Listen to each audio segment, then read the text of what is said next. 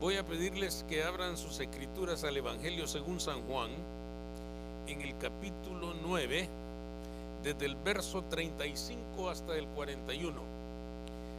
La ceguera espiritual es el título de nuestro mensaje de hoy. San Juan capítulo 9, verso 35. Oyó Jesús que le habían expulsado, y hallándole le dijo: ¿crees tú en el Hijo de Dios? Respondió él y dijo: ¿quién es, Señor, para que crea en él? Le dijo Jesús: pues le has visto, y el que habla contigo, él es. Y él dijo: creo, Señor, y le adoró. Dijo Jesús: para juicio he venido yo a este mundo, para los que no ven, vean, y los que ven sean cegados. Entonces algunos de los fariseos que estaban con él, al oír esto, le dijeron: ¿acaso nosotros somos también ciegos? Jesús le respondió: si fuerais ciegos, no tendríais pecado, mas ahora, porque decís vemos, vuestro pecado permanece. Pueden sentarse, hermanos. Estos versículos que hemos leído, hermanos, son la culminación de uno de los milagros más escandalosos de Jesús. El maestro había devuelto la vista a un hombre que había nacido ciego, es decir, era ciego de nacimiento. Y esto implicaba, hermanos, obviamente, el hecho de que aquella situación había sido milagrosa, había sido sobrenatural, por cuanto no se conocía en aquel tiempo de nadie que, habiendo nacido ciego, hubiera recuperado la vista. Pero esta vez el Señor lo había hecho posible.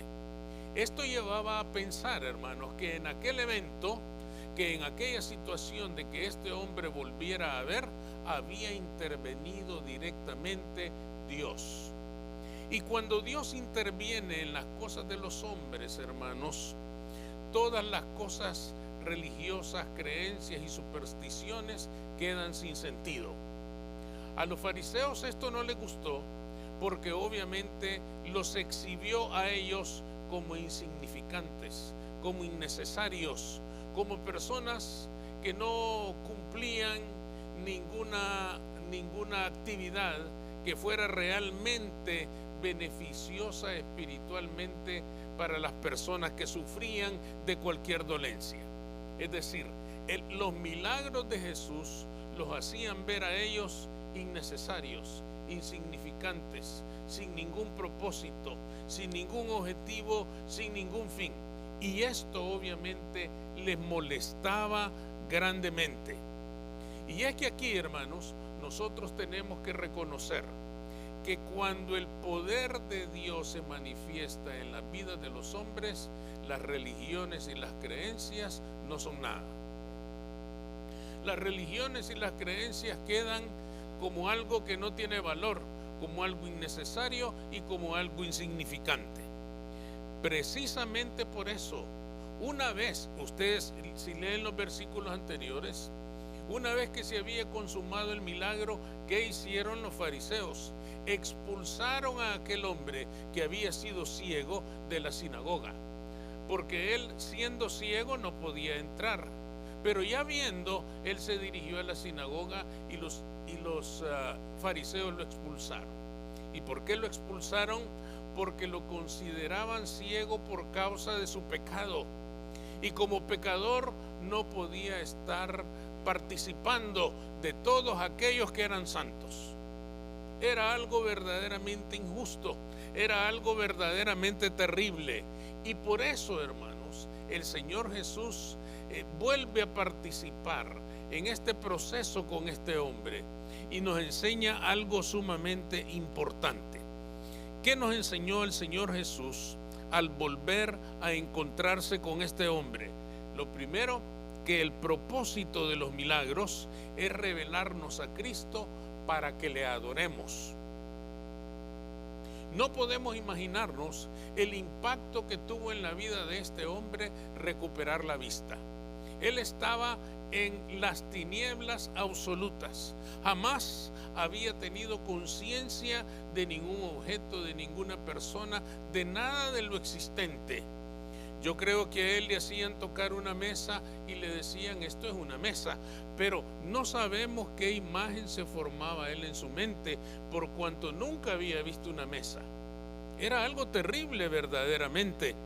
Entonces, hermanos, como él no tenía con qué comparar en su mente un objeto, una persona o cualquier otra situación, él estaba totalmente perdido. Si hubiera visto alguna vez, ya no hubiera sido tan difícil, porque le hablaban de una persona y él podía recordar cómo era una persona, pero este hombre nunca había visto, había nacido ciego. Aunque tratara de imaginar algo, era imposible por cuanto nunca lo había visto. Pero el Señor, hermanos, le devuelve la vista, pero sabía que eso no era lo más importante. El Señor le devolvió la vista natural, pero sabía que aquello no era lo más importante para la vida de este hombre. Y por eso dice en el verso 35, oyendo Jesús que le habían expulsado, y hallándole, le dijo, y hallándole, y hallándole, hermanos, indica que Jesús salió a buscarlo y lo encontró. Es decir, hermanos, el Señor regresa porque sabe que a este hombre le falta una parte de su milagro. A este hombre le falta una parte de la bendición que él había venido a traer para él. Le faltaba recuperar la vista interior, la vista espiritual. Él ha salido a buscarle porque su obra no está terminada. Sabe que ya le ha devuelto la vista espiritual, pero quiere la vista natural, pero quiere devolverle la vista espiritual. ¿Por qué quiere devolverle la vista espiritual? Porque de poco le serviría a él mirar con sus ojos naturales si no sabía entender y reconstruir su vida, que estaba en escombros por el desprecio, por la condenación que la religión establecida había descargado sobre él a lo largo de toda la vida. Son los fariseos quienes lo declararon en pecado. Si ustedes leen el verso 34, dice: respondieron y le dijeron: tú naciste del todo en pecado y nos enseñas a nosotros. ¿De dónde había salido esto? De las enseñanzas de los grandes maestros del judaísmo, que consideraban que una persona que nacía con una enfermedad, con una dolencia, como la ceguera en este caso, había nacido así por causa de su pecado. Por lo tanto, era pecador, por lo tanto, era impuro y no podía congregarse, no podía participar de la sinagoga, no podía buscar a Dios porque era un hombre impuro. Era algo verdaderamente doloroso. Jesús no podía dejar a aquel hombre en el abandono. No podía permitir que después de haber sufrido tanto al haber nacido ciego, siguiera hoy padeciendo por causa del judaísmo, de aquel judaísmo que condenaba cualquier dolencia, que condenaba cualquier imperfección y declaraba que aquel hombre estaba bajo maldición. Aquel hombre, hermanos, que había sido rechazado por el judaísmo, recupera su vista interior cuando el Señor le dice: ¿crees en el Hijo de Dios?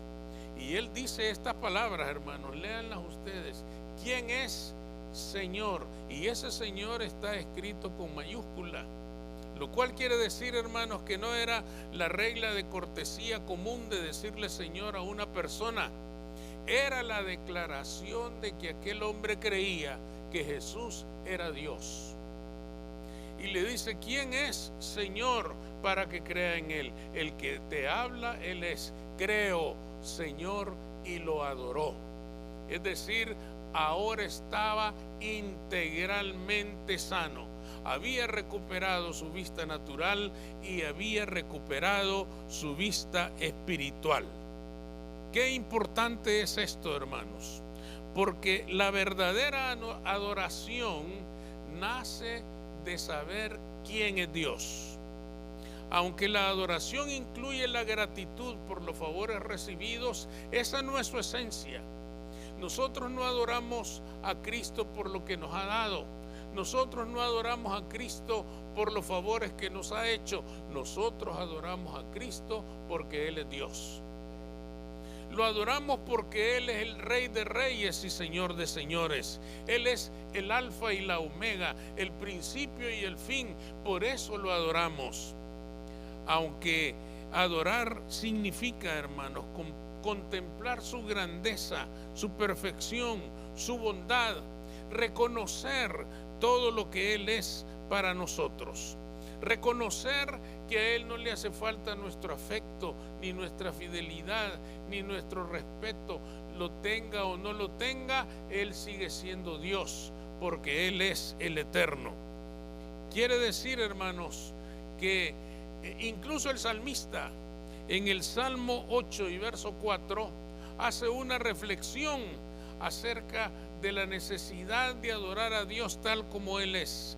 Dice el salmista: ¿qué es el hombre para que tengas de él memoria? Y el Hijo del Hombre para que lo visites. Fijémonos bien que el salmista está en un momento de adoración, porque los salmos son canto de adoración. El salmista está diciendo: Señor, somos tan insignificantes, ¿por qué te fijas en nosotros? El salmista está reconociendo que el ser humano es insignificante a la par de Dios, es insignificante en la presencia de Dios. Pero notemos nosotros una cosa: es cierto que somos insignificantes ante la grandeza de Dios, pero Dios nos quiere otorgar grandeza si sabemos adorarle. Es decir, hermanos, siendo nosotros insignificantes, Él envió a su Hijo para que muriera por nosotros, con lo cual nos estaba diciendo: ustedes son insignificantes, son polvo, pero yo los quiero engrandecer, pero yo quiero que sus vidas sean extraordinarias. Yo quiero que sus vidas se llenen de mi bondad y de mi misericordia. Y por lo tanto, hermanos, el Señor nos otorga a cada uno la grandeza de ser hijos de Dios. Dios quiere atribuirle esa grandeza al ser humano, pero tenemos que reconocer una cosa para poder alcanzar esa grandeza. Tenemos que reconocer que necesitamos de Dios y que alejados de Él nada somos. En segundo lugar, hermanos, este pasaje nos enseña que la presencia de Cristo anunciaba el juicio para los incrédulos. Todos nosotros sabemos que Jesús vino a anunciar la gracia. Vivimos en el tiempo de la gracia. El juicio ha quedado para el final, para los tiempos del fin. Pero el Señor, sin embargo, en este verso 39 dice: para juicio he venido yo a este mundo. Entonces, ¿en qué quedamos? ¿Estamos en la gracia o no? Y si estamos en la gracia, ¿por qué el Señor dice: para juicio he venido yo? Lo que quiere decir el Señor, hermanos, es que su presencia descubriría la incredulidad y la injusticia de los hombres que se creían justos y santos. Es decir, de aquellos grupos religiosos que no tenían misericordia con el que sufría, que no tenían misericordia con el que sufría las consecuencias de esos eventos fatales que pueden suceder en la vida de una persona. Ellos no sabían nada de ser misericordiosos con aquel hombre. Con aquel hombre habían sido despiadados. Con aquel hombre a quien Dios le había devuelto la vista, habían sido despiadados y lo habían expulsado de la sinagoga. Lo encontraron culpable de seguir al carpintero Galileo y lo expulsaron. Al expulsarlo, hermanos, le estaban diciendo: tú no puedes estar con nosotros, los santos, los puros, los justos, porque tú naciste del todo en pecado. ¿Qué cosa más terrible es esta? Cuando el Señor dice he venido para juicio, estaba diciendo he venido para juicio para con los fariseos, para con su incredulidad, pues tenían frente a sí el Mesías y no creían en él. Y si ustedes se fijan, la reacción de los fariseos es violenta, es de enojo, es de ira, es de indignación. Le preguntan al Señor, ¿acaso somos ciegos nosotros también? Como diciendo, ¿acaso nosotros también somos injustos como este? ¿Acaso nosotros también somos pecadores como este? El Señor entonces le responde, precisamente porque dicen que ven, son ciegos. Precisamente porque dicen que son justos, su pecado permanece. Qué respuesta más tremenda, hermanos. Si fueseis ciegos, no tendríais pecado. Mas ahora, porque decís, vemos, entonces vuestro pecado permanece. El Señor quería decir, ustedes, como conocedores de la ley, debían darse cuenta de que el Mesías está entre ustedes y debían adorarle y debían servirle como este hombre lo ha adorado, y sin embargo no lo han hecho. Quiere decir entonces que el ciego, hermanos, que había recibido su vista natural, había recuperado también su vista espiritual. Y los fariseos, que ya tenían la vista natural, no tenían vista espiritual. Es decir, no se daban cuenta de las cosas del espíritu. Y esto, hermanos, es una consecuencia lógica de ser partícipes y de ser los líderes de un movimiento religioso que estaba muerto, de un movimiento religioso que no tenía sustancia espiritual, de un movimiento religioso que no tenía vida espiritualmente hablando. ¿Qué quiere decir esto, hermanos? Que no hay peor ciego que el que no quiere ver. Es un dicho muy conocido entre nosotros. ¿Por qué? Porque ningún milagro, hermanos, convence a aquel que ha decidido rechazar a Jesús. Y el rechazo nace precisamente de creer que ellos miran perfectamente. Si ustedes se dan cuenta, hermanos, cuando le compartimos a alguna persona que no conoce a Cristo, ellos creen que todo lo saben. Ellos creen que miran las cosas claramente. Ellos creen que tienen una visión perfecta de la vida. No pueden descubrir cuánto engaño hay en estas palabras. Solo los que reconocen la falta de claridad en su visión pueden conocer este momento en el cual Cristo les devuelva la vista a plenitud. Pero algunos, hermanos, ya miran porque ya vinieron a Cristo, y entre ellos podemos estar nosotros. Nosotros ya miramos porque ya somos salvos, porque ya venimos a Cristo, pero quizás, hermanos, todavía miramos de una manera muy imperfecta. En Marcos 8:24 hay otro milagro de un ciego. Y este ciego recibió la vista en un primer instante, pero de manera muy imperfecta. Cuando alguien le pregunta, ¿puedes ver? Él dice, miro a los hombres, pero los miro como árboles, ¿verdad? Es decir, no veía claramente. Quizás alguno era muy cabezón, ¿verdad? Y decía, los miro como árboles. No tenía una vista precisa, y el Señor lo tocó por segunda vez y ahora miró perfectamente. ¿Qué quiere decir esto para nosotros, hermanos? Que a veces es posible que nosotros necesitemos un segundo toque de Cristo Jesús para mirar perfectamente. Y ese segundo toque, hermanos, solo llega a través de la adoración. De aquí la importancia de adorar a Dios, como lo hizo aquel ciego, y nuestra vista será perfecta. Y veremos las cosas tal como son, y veremos de qué manera el Señor nos va a ayudar para vencer cualquier imperfección que tengamos en la comprensión de nuestra vida. El Señor está listo. Adorémosle y Él nos va a bendecir. Amén. El Señor les bendiga.